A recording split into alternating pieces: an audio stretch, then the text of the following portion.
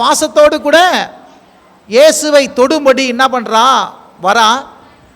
இயேசு என்ன சொல்றாரு, என்னை தொடாதே, நான் உங்கள் தேவனிடத்திலும் என்ன தேவனிடத்திலும் உங்கள் பிதாவிடத்திலும் என் பிதாவிடத்திலும் நான் ஏறி போக வேண்டும். நீ என்னை கண்டதாக நீ என்ன பண்ணு, எல்லார்கிடத்தையும் சீஷர்களிடத்தில் போய் முதலாவது என்ன பண்ணு, அறிவி அப்படின்றா. அப்போ முதலாவது பார்த்தீங்கன்னா யாருக்கு மரியாள் யாருக்கு இயேசு உயிர்த்தெழுந்த இயேசு பிரசன்னமாகிறார் அப்படி என்று சொல்லும்போது மரியாளுக்கு பிரசன்னமாகிறாள். எல்லா கரங்களை தட்டி கர்த்தர் நாமத்தை மகிமைப்படுத்துங்க. ஏன் இந்த மரியாளுக்கு பிரசன்னமாகிறாள்? அவள் தான் அதிகாலையில் முதல்ல வரா. பின்னாடி வந்தவங்களெல்லாம் எல்லாம் பார்த்துட்டு இயேசுவின் சரீரம் இல்லை, சீலை தான் இருக்குதுன்னு சொல்லிட்டு சுற்றிட்டு போயிட்டாங்க. ஆனால் இவன் மட்டும் என்ன பண்ணல, போகலை, அழுது கொண்டே இருக்கிறான், இயேசுவை தேடிக்கொண்டே இருக்கிறான். இவன் நல்ல பங்கை தெரிந்து கொண்டா, இயேசுவின் பாதத்தில் அமர்ந்து வசனத்தை கேட்டவன். ஆகவே இயேசு தன்னை என்ன பண்ணுறாரு, தரிசனமான இயேசு பிரசன்னமாகிறார். அங்கே என்ன பண்ணுறாரு, உயிர்த்தெழுந்த சாயலில் என்ன பண்ணுறாரு, அவளுக்கு தரிசனமாகிறார். தரிசனமாகி மரியாளை என்ன பண்ணுறாரு, ஒரு காரியத்தை வெளிப்படுத்துகிறார். நான் தேவனிடத்தில் ஏறி போக வேண்டும். சொல்லுங்க, தேவனிடத்தில் ஏறி போக வேண்டும், என்னை தொடாதே. சொல்லுங்க, தேவனிடத்தில் நான் ஏறி போக வேண்டும், என்னை தொடாதே. இயேசு ஜனங்களுக்காக இரத்தத்தை சிந்தி எல்லாவற்றையும் என்ன பண்ணுறார், பரிகாரம் செய்தார். பரிகாரம் செய்த பிறகு தான் அவரை தொட முடியும். அவர் பரிகாரம் செய்வதற்கு முன்பாக என்ன பண்ண முடியாது, அவரை தொடவே கூடாது. அதனால தான் என்ன பண்ணுறாரு, என்னை தொடாதே அப்படின்னு சொல்கிறார். தொடாதே என்று சொல்லி அவர் என்ன பண்ணுறாரு, தேவனிடத்தில் ஏறி போய் அவர் சிந்திய இரத்தத்தை தேவனிடத்தில் வைத்து விட்டு மனுஷனுக்காக எல்லா பரிகாரமும் செய்து முடிச்சிட்ட பிறகு தான் அவர் அன்று சாயங்காலத்தில் என்ன பண்ணுறாரு, மீண்டும் பரலோகத்திலேருந்து என்ன பண்ணுறாரு, இறங்கி வருகிறார். சொல்லுங்க, மீண்டும் பரலோகத்தில் என்ன பண்ணுறாரு, இறங்கி வருகிறார். இறங்கி வந்து என்ன பண்ணுறாரு, வாரத்தின் முதல் நாளாகிய அன்றைய சாயங்கால வேளையில், சொல்லுங்க, வாரத்தின் முதல் நாளாகிய அன்ற சாயங்கால வேளையில் சீஷர்கள் கூடியிருந்த இடத்தில் யூதர்களுக்கு இயேசு வந்து நின்று உங்களுக்கு பாருங்க, காலையில் அவருக்கு தரிசனமாகிறாரு. பிதாவிடத்தில் போகிறதுக்கு முன்னே தரிசனமாகி எல்லா பரிகாரம் செஞ்சுட்டு கீழே இறங்கிறார். மாலையில் எல்லா சீஷர்களும் என்ன பண்ணுறாங்க, இயேசுவை இந்த மாதிரி ஆயிடுச்சுன்னு சொல்லிட்டு பயந்து நடுங்கி கொண்டு ஒரு வீட்டில் தனியாக இருந்தபோது பூட்டப்பட்டிருக்கிற வீட்டுக்குள்ளாக இயேசு உள்ளே நுழைந்து என்ன பண்ணுறாரு, உங்களுக்கு சமாதானம் என்றார். இது அப்படியே வச்சுக்கோங்க. திருப்பி 26வது வசனம் வாசிங்க யாராவது. மறுபடியும் 8 நாளைகளுக்கு பின்பு அவருடைய சீஷர்களுக்குள்ளே இருந்த தோமாவும் அவர்களோடு கூட இருந்தான். கதவுகள் பூட்டப்பட்டிருந்தது. அப்பொழுது இயேசு வந்து நடுவில் நின்று உங்களுக்கு சமாதானம் என்றார். கவனிங்க, முதலாவது வாரத்தின் முதல் நாளில் அவர் தரிசனமாகிறாரு. தரிசனமாகி என்ன பண்ணுறாரு, உங்களுக்கு சமாதானன்றார். இதில் 11 சீஷர்கள் கேட்குறாங்க, 11 பேர் கேட்குறாங்க. ஒரு ஆள் இல்லை. யார் இல்லை, தோமா இல்லை. தோமா இல்லை. பிறகு என்ன பண்ணுறாரு, மீண்டும் ஒரு 8வது நாளில் கழித்து அதே வாரத்தின் முதல் நாளில் மீண்டும் தரிசனமாகி தோமாவை பார்த்து, அவிசுவாசியாயிராத, விசுவாசியாயிரு, இப்போ என் மேலே கை போடு, என்னை தொட்டுப்பாரு அப்படின்றார். முதல்ல தொடாதன்றாரு. திருப்பி 8 நாளைக்கு பிறகு என்ன பண்ணுறாரு, தொட்டுப்பாரு அப்படின்றார். இருந்த ஒரு ஆமேன் சொல்லுங்க. அப்போ இதுக்கு நடுவில் என்ன பண்ணுறாரு, பரலோகத்துக்கு போய் எல்லா பரிகாரமும் செஞ்சிட்டார். இருந்த ஒரு ஆமேன் சொல்லுங்க. இந்த இடத்துல திட்டமாக சொல்லுகிறது. முதலாம் வசனத்தில் வாரத்தின் முதல் நாள் காலையிலே, சொல்லுங்க, வாரத்தின் முதல் நாள் காலையிலே. மீண்டும் 19ஆம் வசனத்தை சொல்லுது பாருங்க, வாரத்தின் முதல் நாளைக்கு அன்றைய தினம் சாயங்காலத்திலே. வாரத்தின் முதல் நாள் அன்றைய தினத்தில் சாயங்காலத்திலே. 26வது வசனம், மறுபடியும் 8 நாளைகளுக்கு பின்பு சீஷர்களுக்கு வீட்டுக்குள்ளே இருந்தார். அப்பொழுது இயேசு என்ன பண்றார்? அவருக்கு தரிசனமாகிறார். வாரத்தின் முதல் நாளாகிய ஞாயிற்றுக்கிழமை அன்னைக்கு காலையில் மரியாளுக்கு தரிசனமாகிறாரு. வாரத்தின் முதல் நாளாகிய ஞாயிற்றுக்கிழமை அந்த சாயங்காலத்தில் 11 சீஷருக்கு தரிசனமாகிறாரு. ஒருத்தன் ஆப்சண்ட்டு. திருப்பி அடுத்த 8வது நாள் கழிச்சு திருப்பி அடுத்த வாரத்தின் முதல் நாள் என்னதுங்க ஞாயிற்றுக்கிழமை திருப்பி என்ன பண்ணுறாரு? தரிசனமாகி தோமாவுக்கு என்ன பண்ணுறாரு? என்னை தொட்டு பாருன்றார். இந்த 3 வசனம் ஒரு காரியத்தை சொல்ல வருது. என்ன? இதுவரைக்கும் ஓய்வு நாளை ஆசாரித்து கொண்டிருந்தாங்க. என்ன நாள்? 7ஆம் நாள் ஓய்வு நாளை ஆசாரித்து கொண்டிருந்தாங்க. ஒரு புதிய உடன்படிக்கைக்குள்ள வரும். இனிமேல் ஓய்வு நாள் அல்ல, வாரத்தின் முதல் நாளிலே என்னை நீங்கள் ஆராதிக்க வேண்டும் என்பதற்காகவே தான் இயேசு வாரத்தின் முதல் நாளிலே காலையிலே தன்னை தேடுகிற மரியாளுக்கு தரிசனமாகிறார். சீஷர்கள் 11 பேரும் தேடி வந்தாங்க. அவங்களுக்கு சாயங்காலத்தில் என்ன பண்ணுறாரு? தரிசனமாகிறார். இருந்தால் ஒரு ஆமென் சொல்லுங்க. மீண்டும் 8 நாளைக்கு பிறகு திருப்பி அதே வாரத்தின் முதல் நாளாகிய 8 நாளைக்கு பிறகு நடுவில் என்ன பண்ணல? தரிசனமாகவே இல்லை. எத்தனை பேருக்கு விளங்குது நான் சொல்கிறது? நடுவில் தரிசனமாகலை. திருப்பி 8வது நாள் திருப்பி வாரத்தின் முதல் நாளில் என்ன பண்ணுறாரு? தோமாவுக்கும் மற்ற சீஷர்களுக்கும் என்ன பண்ணுறாரு? தரிசனமாகிறார். இருந்தால் ஒரு ஆமென் சொல்லுங்க. இதிலிருந்து என்ன அப்படின்னா, உயிர்த்தெழுந்த நாளிலே சபை கூடி வருகிறதா இருக்கிறது. அது வாரத்தின் முதல் நாள். இருந்தால் ஒரு ஆமென் சொல்லுங்க. சொல்லுங்க. வாரத்தின் முதல் நாள் ஏன் விசேஷம்? அது உயிர்த்தெழுந்த நாள். சொல்லுங்க. அது இயேசு உயிர்த்தெழுந்த நாள். அந்த நாள் உயிர்த்தெழுந்த இயேசு தரிசனமாகிற நாள். சொல்லுங்க. உயிர்த்தெழுந்த இயேசு தரிசனமாகிற நாள். இருந்தால் ஒரு ஆமென் சொல்லுங்க. அந்த உயிர்த்தெழுந்த தரிசனமாகிற அந்த நாளில் தான் முதலாவது சாயங்காலத்தில் ஒரு வார்த்தை சொல்றார், உங்களுக்கு சமாதானம் உண்டாவதாக.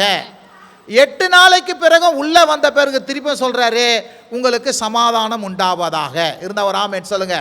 அப்போ உயிர்த்தெழுந்த நாளில் கர்த்தரை ஆராதிக்க வேண்டும்.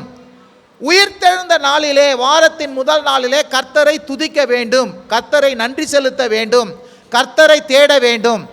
உயிர்த்தெழுந்த நாளிலே இயேசு கிறிஸ்து என்ன பண்றாரு? பிரசன்னமாகிறவராக இருக்கிறார். எல்லா கரங்களை தட்டி கர்த்தர் நாமத்தை மகிமைப்படுத்துங்க. ஹல்லேலூயா. மரித்த இயேசு, உயிர்த்தெழுந்த இயேசு வாரத்தின் முதல் நாளிலே எங்கெல்லாம் அவங்கள கூடி இருக்கிறாங்க பாருங்க ஒரு வீட்டில், அங்கே பிரசன்னமாகிறார். மீண்டும் 8 நாளைக்கு பிறகு கூடுறாங்க, அங்கே திருப்பி என்ன பண்ணுறாரு? பிரசன்னமாகிறார்.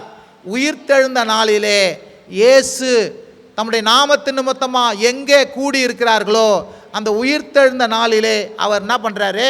சபை கூடி வருதலை வைத்திருக்கிறார். அந்த உயிர்த்தெழுந்த நாளிலே பிரசன்னமாகிறார்.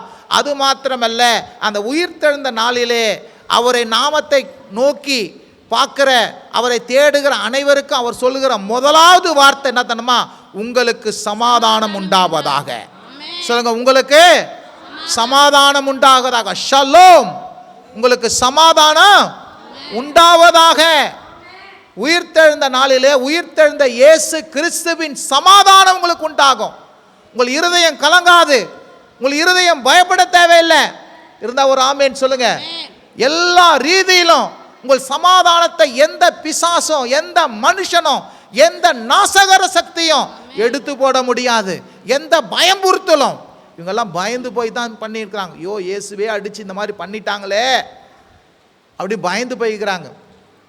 ஆனால் அவர் உயிர்த்தெழுந்து என்ன பண்ணுறாரு? சமாதானத்தை விட்டு சென்றிருக்கிறார். இருந்த ஒரு ஆமென் சொல்லுங்க.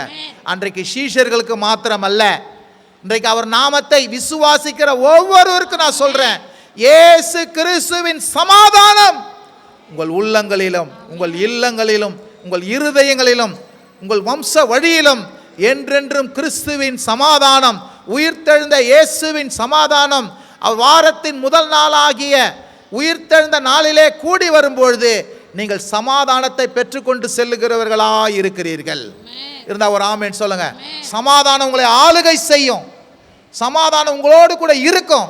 இந்த சமாதானம் இருக்கும்போது எப்பேற்பட்ட பிரச்சனையாகட்டும், போராட்டமாகட்டும், ட்ரையல் ஆகட்டும், கிறிஸ்டஸ் ஆகட்டும், உங்களால் என்ன பண்ண முடியும்? மேற்கொள்ள முடியும். இந்த சமாதானத்தை ஒன்று செய்யவே முடியாது. எல்லாம் கரங்களை தட்டி கர்த்தர் நாமத்தை மகிமைப்படுத்துங்க. திருப்பி சமாதானம் மாத்திரமல்ல, அந்த வார்த்தையில் திருப்பி சொல்கிறாரு, பூட்டி இருக்கிற வீட்டிலே வந்து இயேசு நடுவே சமாதானம் என்றார். இப்படி அவர் சொல்லி தம்முடைய கைகளையும் விலாயையும் அவர்களுக்கு காண்பித்தார். சீஷர்கள் அதை கர்த்தரை கண்டோம் என்று சொல்லி என்ன பண்ணார்கள்?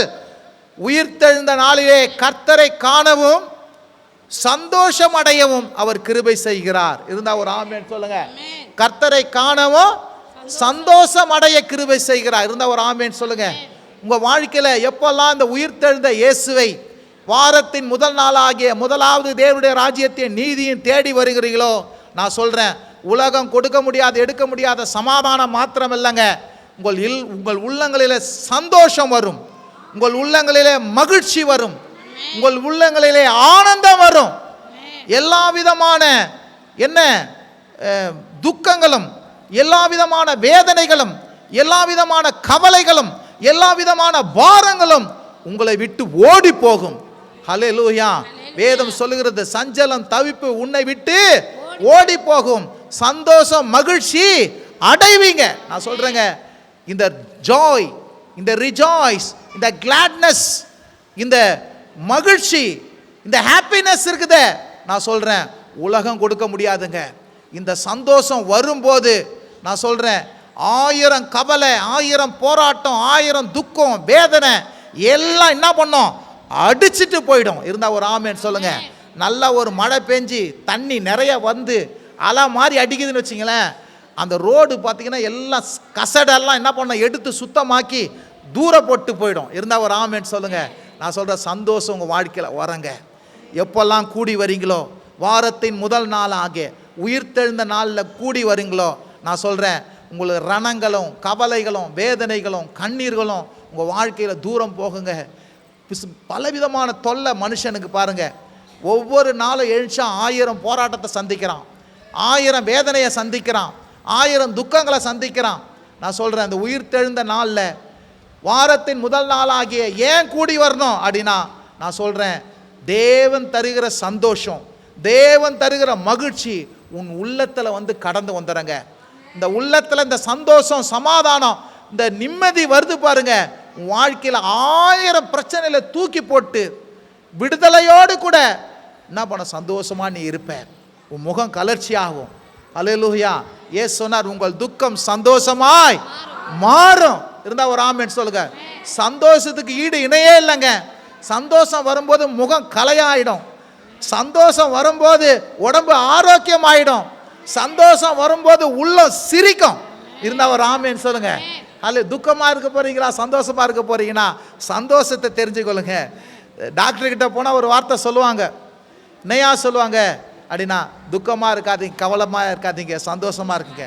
நான் சொல்கிறேன், உலகம் சந்தோஷத்தை கொடுக்காதுங்க. இந்த இயேசுவின் சமூகத்தில் வாங்க, நிறைவான சந்தோஷம், பணம் கொடுக்க முடியாத சந்தோஷம், மனுஷர் கொடுக்க முடியாத சந்தோஷம், இந்த சந்தோஷத்துக்கு ஈடு இணையே என்ன பண்ணாது, வரவே வராது. அவ்வளோ பெரிய சந்தோஷத்தை கர்த்தர் கொடுப்பார். இதுக்கப்புறம் என்ன பண்ணுறாரு, சமாதானம்னாரு, அவளுக்கு சந்தோஷம் வந்துச்சு.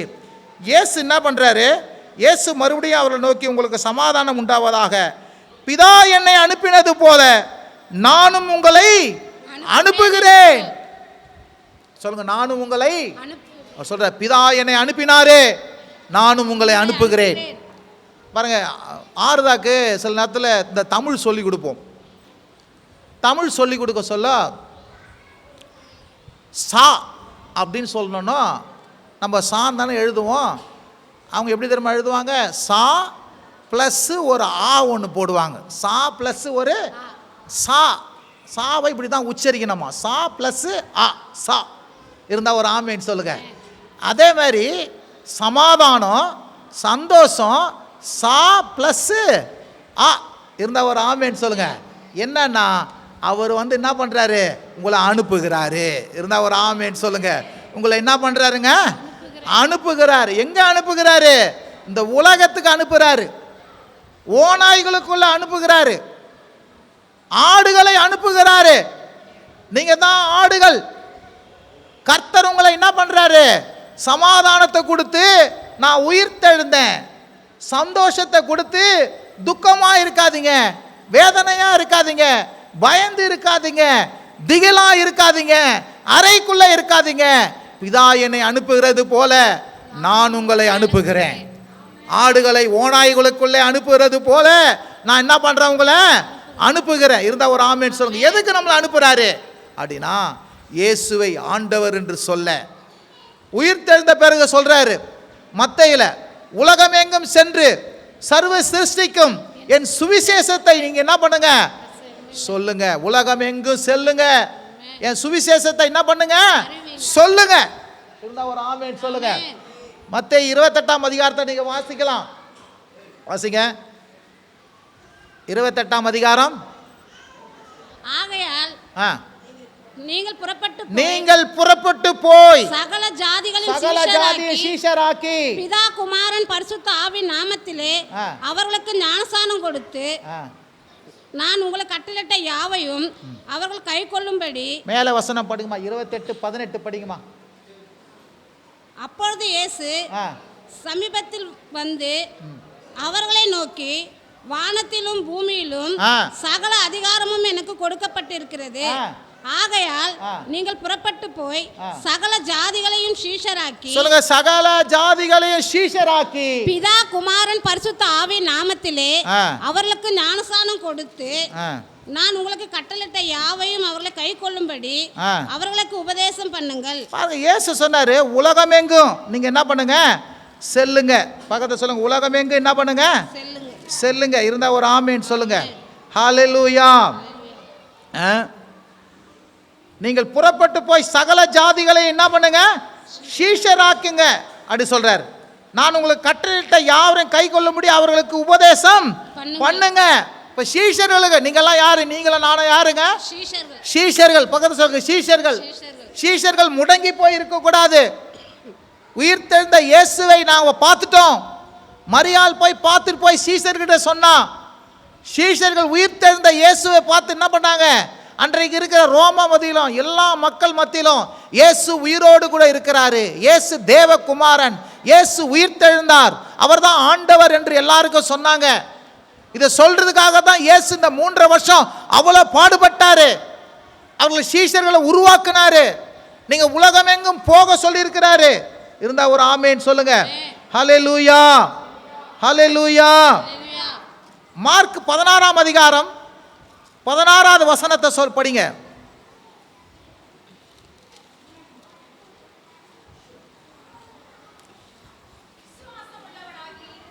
இல்ல 15.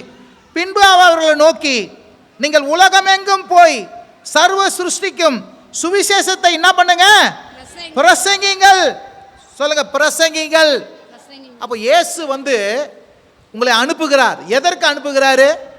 இயேசுவை ஆண்டவர் என்று சொல்றதுக்கு அனுப்புறார். எல்லா கரையும் தட்டி கர்த்தர் நாமத்தை மகிமைப்படுத்துங்க. ஹல்லேலூயா. சொல்லுங்க, இயேசு ஆண்டவர் என்று நீங்க என்ன பண்ணணும், சொல்லணும். பக்கத்து சொல்லுங்க, இயேசு ஆண்டவர் என்று நான் சொல்றேன். இதுக்கு என்ன மாதிரி அபிஷேகப்பட்டு ஒரு சர்ச்சை வச்சு சொல்றதுன்றது ஒரு வகை. எல்லாரும் சொல்ல முடியும். உங்க நண்பர்களுக்கு சொல்ல முடியும், உங்க அக்கத்து வீட்டுக்கு சொல்ல முடியும், பக்கத்து வீட்டுக்கு சொல்ல முடியும், டிராவல் பண்ண சொல்ல முடியும். இயேசு ஆண்டவர்னு சொல்லி பாருங்க, உங்க உள்ள எப்படி மகிழுது பாருங்க. அவங்க வாழ்க்கையில் ஒரு சந்தோஷம் வருது பாருங்க, அவங்க வாழ்க்கையில் ஒரு மகிழ்ச்சி வருவதை நீங்க பார்ப்பீங்க. இருந்தா ஒரு ஆமென் சொல்லுங்க. அப்போ நீங்க இயேசுவை அவர் அனுப்பி இருக்கிறாரு. எதுக்கு அனுப்பி இருக்கிறாரு? நீங்க எல்லாருக்கும் போய் என்ன பண்ணுங்க, முடங்காதீங்க. இயேசுவை ஆண்டவர் என்று என்ன பண்ணுங்க, நான் எப்படி பிதாவினால் அனுப்பப்பட்டது போல நான் உங்களை அனுப்புகிறேன். எல்லாருக்கும் போய் இந்த சுவிசேஷத்தை வந்து நீங்க என்ன பண்ணுங்க, சொல்லுங்க. சொல்லுங்க, எல்லாருக்கும் இந்த சுவிசேஷத்தை என்ன பண்ணுங்க, சொல்லுங்கன்னு சொல்லி இருக்கிறார். இருந்தா ஒரு ஆமென் சொல்லுங்க. ஹல்லேலூயா, ஹல்லேலூயா. பாஸ்டர்மன் வந்துச்சு. ஹல்லேலூயா. வாசிங்க அடுத்தது.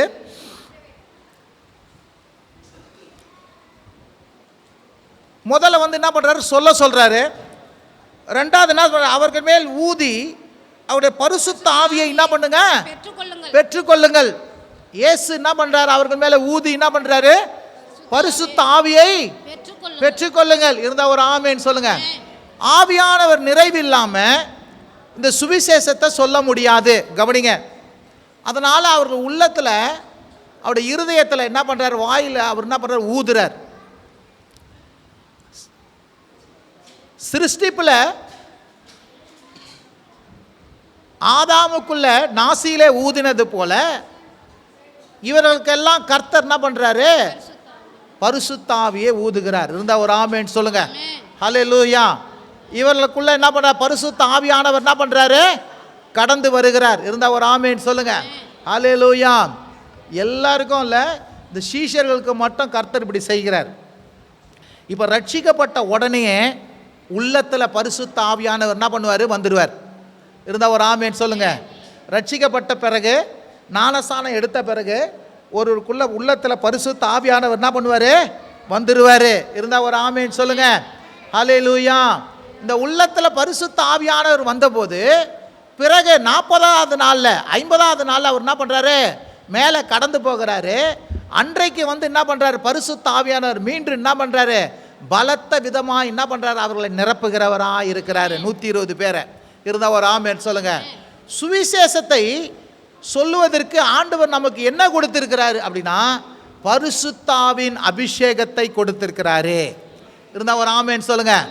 பரிசுத்தாவின் அபிஷேகத்தை நான் சொல்ல, உங்களுக்கு உள்ளத்திலையும் உங்கள் மேலேயும் பரிசுத்த ஆவியானவர் இருக்கிறார். எத்தனை பேர் விசுவாசிக்கிறீங்க? அல்லேலூயா. எப்படியாவது உங்களுக்கு ஒரு தாகம் இருக்குது. என்ன தாகம் இருக்குது? எப்படியாவது இவனுக்கு நான் சுவிசேஷத்தை சொல்லணும், எப்படியாவது இயேசு ஆண்டவரை சொல்லணும். எத்தனை பேருக்கு அந்த வாஞ்சை இருக்குது? கைகளை உயர்த்துங்களேன். கைகளை உயர்த்துங்க. இருக்குதுல்ல உங்களுக்கு? இயேசுவே நான் ஆண்டவர் மற்றவங்களுக்கு சொல்லணும், இவங்களுக்கு இயேசுக்கிட்ட நடத்தணும் அப்படின்னு இருக்குது. கைகளை உயர்த்துங்க. கையை உயர்த்துங்க. இது எதனால் தரமா வந்துக்குது? உங்களுக்குள்ள ஆவியானவர் இருக்கிறதுனால தான் வந்திருக்குது. இருந்தால் ஒரு ஆமேன்னு சொல்லுங்க. இந்த ஆவியானவரை தனியே விடக்கூடாது. இந்த ஆவியானவரை அவிழ்த்து விடக்கூடாது. உங்களுக்குள்ள ஆவியானவர் ஆண்டவர் என்ன பண்ணிக்கிறாரு? மீட்பின் மூலமா, ரட்சிப்பின் மூலமாய் தந்திருக்கிறாரு. இந்த ஆவியானவர் உனக்குள்ளாக இருக்கிறபடினாலே, உங்களால் என்ன பண்ணிக்கிறார்? கர்த்தர் உங்களை அனுப்பி இருக்கிறபடினாலே, உங்களை ரட்சித்து இருக்கிறபடினாலே நான் சொல்றேன், நீங்கள் இயேசுவை ஆண்டவர் என்று சொல்ல முடியும். சொல்லுங்க, இயேசுவை ஆண்டவர் என்று நீங்க என்ன பண்ண முடியும்? சொல்ல முடியும். இருந்தா ஒரு ஆமென் சொல்லுங்க. ஹல்லேலூயா. ஹல்லேலூயா. அடுத்து அவர் சொல்றாரு, எவர்களுடைய பாவங்களை மன்னிக்கிறீர்களோ அவர்களுக்கு மன்னிக்கப்படும், எவர்களுடைய பாவங்களை மன்னியாதிருக்கிறீர்களோ அவர்களுக்கு மன்னிக்கப்படாது இருக்கும். கவனிங்க, இது எந்த கான்டெக்ஸ்ட்ல சொல்றாரு? இந்த வசனத்தை கேத்தலிக்ஸ் எடுத்துக்கிறாங்க. நாங்க பாவத்தை மன்னிச்சிட்டா அவர் மன்னிச்சிருவார். அந்த பாக்ஸ் ஒன்று இருக்கும், கன்ஃபியூஷன் பாக்ஸ், கன்ஃபஸ் பாக்ஸ்ன்னு சொல்லியிருக்கோம். ஃபாதர் போய் அங்கே உட்காந்துப்பார். இவங்க போய் என்ன பண்ணுவாங்க? சொல்லுவாங்க, நான் பாவத்தை மன்னிக்கிறேன் அப்படின்னு சொன்னோம், அவங்க பாவத்தை மன்னிச்சிடா. இது வசனத்தை அவங்க காட்டுறாங்க. கர்த்தர் சொன்னார் பாருங்க, இது பாவத்தை மன்னிக்கிறதுக்கு இது சொன்னால் நீங்கள் உங்களுக்கு அதிகாரம் கொடுத்துக்கிறாரு.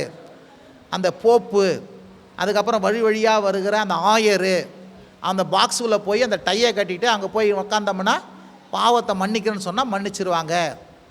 இது அப்படியே போய் என்ன பண்ணிட்டாங்க?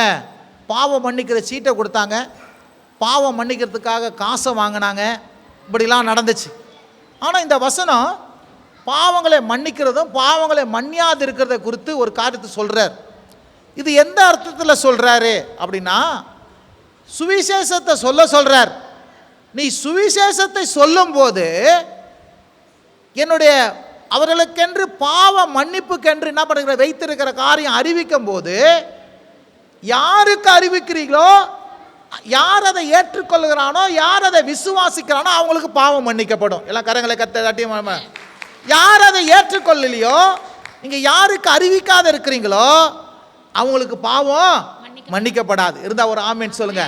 இதுல ஒரு வார்த்தையை இந்த இடத்துல சேர்க்கணும். என்ன சேர்க்கணும் அப்படின்னா, நீங்க இயேசுவை ஆண்டவர் என்று, அவரே பாவ மன்னிப்புக்கென்று வழி என்று, அவரே பாவம் பரிகரித்தார் என்று நீங்க சொல்லணும். நீங்க சொல்லும் போது நிச்சயமா நீங்க சொல்றதுனால அவங்க வாழ்க்கையில பாவம் மன்னிக்கப்படும். நீங்க சொல்லாது இருந்தால் அவர்கள் பாவங்கள் என்ன பண்ணாது? மன்னிக்கப்படவே இங்க மன்னிக்கப்படாது. அதனால ஆண்டவர் என்ன சொல்றாரு? அப்பா, அவன் பாவத்தை மன்னிக்கிறதும் மன்னிக்காததும் யார் கையில் கொடுத்துக்கிறேன் தெரியுமா? உன் கையில் கொடுத்துக்கிறேன். என்ன கொடுத்துக்கிறேன்? நீ போய் உலகமெங்கும் போய் இந்த சுவிசேஷத்தை சொன்னா அவர்கள் பாவங்கள் மன்னிக்கப்படும். நீ போய் சொல்லலைன்னா அவர்கள் பாவம் என்ன பண்ண முடியாது? மன்னிக்கப்பட முடியாது. இப்படி சொல்லலாம். நான் அடிக்கடி சொல்றது உண்டு. பாவம் என்பது என்ன அப்படின்னா, ஒரு நாய் கடிச்சு விஷம் ஏறுற மாதிரி. பாவம் என்பது என்னது? நாய் கடிச்சு விஷம் ஏறுது. நிறைய பாருங்கள், இப்போ நாய் கடிச்சு நிறைய பேர் நாய் நக்கி சாவுறாங்க, ரேபிஸ். சில பேர் ஊசி போடாமல் இருக்கிறதுனால இந்த பம்பாயில் ஒருத்தன் என்ன பண்ணிக்கிறான், செத்துருக்கிறான் ஊசிக்கு பயந்து. அப்படியே கண்ணெல்லாம் ப்ளூ ஆகி என்ன பண்ணுங்க செத்துற. ரேபிஸ் வந்து அவ்வளோ பயங்கரமானது. நாய் கடிக்கணும்னு இல்லை, நாயுடைய நகங்கள் கீறப்பட்டு அந்த கீறப்பட்டதில் அதோடைய ஜொல்லு பட்டுனாலே அது வந்து என்ன பண்ண ரேபிஸ் நோயாக மாறிடும். ஜாக்கிரதையாக இருங்க. நாய் கீறுனா கூட என்ன பண்ணுங்க, போய் ஊசியை போட்டுடுங்க. நாய் ரொம்ப வந்து உமிழ்நீர்னால உங்களை நக்குனா கூட என்ன பண்ணுங்க, ஊசியை போட்டுருங்க. ஏன்னா அந்த தோரத்தில் வழியாக அது உள்ளே போச்சுன்னா ரேபிஸ் ஆகிடும். பாவம் மாறியது. கவனிங்க. இப்போது நாய் ஒன்று இருக்குது, அது ரேபிஸ் இருக்குது. அதுக்கு மருந்து கண்டுபிடிக்காத வரைக்கும் எல்லாம் சாவுறான். எட்வர்ட் ஜென்னர் என்ற மருந்தை கண்டுபிடிச்சிட்டார். கண்டுபிடிச்ச பிறகு இப்போ நாய் கடிக்குது. நாய் கடிச்சு சாவுறானா இல்லை மருந்து எடுக்காதனால சாவுறானா? இருந்தால் ஒரு ஆமேன்னு சொல்லுங்கள். மருந்து கண்டுபிடிக்காத வரைக்கும் நாய் கடிக்கனால எல்லாம் சாவுறான். ஆனால் மருந்து கண்டுபிடிச்சிட்ட பிறகு நாய் கடிக்கிறதுனால சாவல, நாய் கடிச்சும் மருந்து எடுத்துக்கொள்ளாதனால மனுஷன் என்ன பண்ணுறான், சாவுறான். இப்போ இயேசு அப்படிதான் என்ன பண்ணுறாரு, பாவத்துக்கு அருமருந்து சிலுவையில் கண்டுபிடிச்சிட்டாரு. பாவத்துக்கு பரிகாரம் செஞ்சிட்டாரு. பாவ மன்னிப்புக்கென்று இயேசு சுவிசேஷத்தை வைத்துட்டாரு. அதை வச்சுட்டு எப்படி மருந்தை கண்டுபிடிச்சிட்டு டாக்டர் அனுப்பிச்சு ஊசி போட வைக்கிறாரோ, அதே மாதிரி பாவ மன்னிப்பை கண்டுபிடிச்சிட்டு அந்த சுவிசேஷத்தை உன்னையும் என்னையும் போய் என்ன பண்ணு, மக்கள் என்ன பண்ண நாய்க்கடியில் சாவுற மாதிரி இருக்கிறாங்க, அவங்களுக்கு போய் ஊசி போடுன்ற மாதிரி மக்கள் பாவத்தில் மடிந்து கொண்டு இருக்கிறாங்க. நீ போய் அவங்களுக்கு சுவிசேஷத்தை சொல்லு, அப்போ தான் அவங்க பாவங்கள் என்ன பண்ண முடியும், மன்னிக்கப்பட முடியும். நீ சொல்லலைன்னா என்ன பண்ண முடியாது, மன்னிக்கப்படவே முடியாதுன்றார். இருந்தால் ஒரு ஆமேன்னு சொல்லுங்க. எத்தனை பேருக்கு விளங்குது நான் சொல்கிறது? அதனால் ஆண்டவர் உயிர் தெழுந்த பிறகு சொல்கிறாரு, எப்பா என் சுவிசேஷத்தை சொன்னால் அவன் பாவம் மன்னிக்கப்படும். அவன் பாவம் மன்னிக்கப்படாததும் மன்னிக்கப்படுறதும் நான் உன் கையில் கொடுத்துக்கிறேன். எது? உங்கள்கிட்ட தான் மருந்து இருக்குது. பாவத்தை போக்குற மருந்து சுவிசேஷம், ரட்சிப்பின் மருந்து, கல்வாரியின் மருந்து, சிலுவையின் மருந்து, வார்த்தையின் மருந்து. அதனால தான் சொல்லுது, சுவிசேஷம் மனுஷனை ரட்சிக்கிறதுக்கு தேவ பலனாய் இருக்கிறது. இருந்தால் ஒரு ஆமேன்னு சொல்லுங்க. ஆண்டவர் வந்து சுவிசேஷத்தை உங்கள்கிட்ட கொடுத்துருக்கிறார். சொல்லுங்க, சுவிசேஷத்தை யார்கிட்ட கொடுத்துருக்கிறாருங்க? உங்ககிட்ட என்ன பண்ணிக்கிறாரு, கொடுத்துருக்கிறாரு. ஹல்லேலூயா. இருந்தால் ஒரு ஆமேன்னு சொல்லுங்க. திரும்ப 8 நாள் கழிச்சு தான் திரும்ப வந்து என்ன பண்ணுறாரு, பிரசன்னமாகிறார். பிரசன்னமாகின பிறகு இந்த முறை வேற பிரசங்கம் பண்ணுறார். யாருக்கு பேசுகிறாரு? சீஷர்களுக்கு பேசுகிறார். என்னையா பேசுகிறாரு அப்படின்னா, இவன் வந்து நான் அந்த அடிக்கப்பட்ட காயத்தில் கையை போட்டு விழாவில் தொட்டு கையெல்லாம் தொட்டு பார்த்தா தான் அவரை இயேசு நம்புவேன்னு சொன்னான் பாரு. 8வது நாள் திருப்பி அடுத்த வாரத்தில் பிரசன்னமாகிறாரு. அதுக்கு அடுத்த வாரத்தில் பிரசன்னமாகும்போது கவனிங்க, இதை ஞாபகம் வச்சு சொல்கிறாரு, எப்பா என்ன பண்ணு, என்னை தொட்டு பாரு, என் விழாவில் போடு. தொட்டு பார்த்துட்டு விழாவில் போட்டு ஆண்டவரே தேவனேன்னு சொல்லிட்டு விசுவாசிக்கிறான். அப்போ அவர் சொல்கிறாரு, நீ கண்டதினால் விசுவாசிக்கிறாய், காணாமல் இருந்து விசுவாசிக்கிறவன் பாக்கியவான். அப்போ இந்த இடத்துல செய்தி என்ன? உயிர்த்தெழுதல் செய்தி என்ன? சிலுவையின் செய்தி என்ன அப்படின்னா, அந்த உயிர்த்தெழுந்த பிறகு கூடி வரும்போது அவருக்கு சொல்கிற செய்தி என்னென்னா, ஒவ்வொருவரும் என்ன பண்ண, விசுவாசிகள் அவிசுவாசமாக இருக்கக்கூடாது, விசுவாசமாக இருக்கணும். பார்க்க சொல்லுங்கள், விசுவாசமாக இருக்கணும். எப்படி விசுவாசம் என்பது என்னென்னா, கண்டு விசுவாசிப்பதில்லை, காணாது விசுவாசிப்பது. சொல்லுங்க, கண்டு விசுவாசிப்பதல்ல, காணாமல் விசுவாசிப்பது. இருந்தால் ஒரு ஆமீன் சொல்லுங்க. 2 வாரம் போயிடுச்சுங்க. திரும்ப 3வது வாரத்துக்குள்ளே 21ஆம் வசனத்தில் இவனுங்க என்ன பண்ணிட்டானுங்க, என்னடா இது கர்த்தர் காணவே மாட்டுறாரு அப்படின்னு சொல்லிட்டு எல்லாரும் என்ன பண்ணுறான், எடுறா போட்டை. பேதுரு என்ன பண்ணுறான், போட்டை எடுத்துக்கின்னு திருப்பம் மீன் பிடிக்க போயிடறான். முதல்ல என்ன பண்ணுறான், போட்டெல்லாம் விட்டுட்டு தான் வந்தான். இயேசு மரித்து உயிர் தந்த பிறகு 8 நாள் 16 நாள் பார்த்துருக்கிறான் போல். பார்த்துட்டு இன்னும் ஒன்றும் நடக்கலை. நடந்தோடனே திருப்பி என்ன பண்ணுறான், மீன் பிடிக்க போயிடுறான். இப்போ மீன் பிடிக்க போகிறான். அதே 8வது நாளில் தான் திருப்பி என்ன பண்ணுறான், மீன் பிடிக்க போயிடுறான். அதிகாலையில் மீன் பிடிக்க போக சொல்ல திருப்பி என்ன பண்ண மாட்டேது, இவங்களுக்கு மீன் கிடைக்க மாட்டுது. இப்போ சொல்கிறாரு, என்ன சொல்கிறாரு, வலை பக்கம் வலையை போடுப்பா, வலை பக்கம் வலை போட்ட 153 பெரிய மீன் மாட்டுது.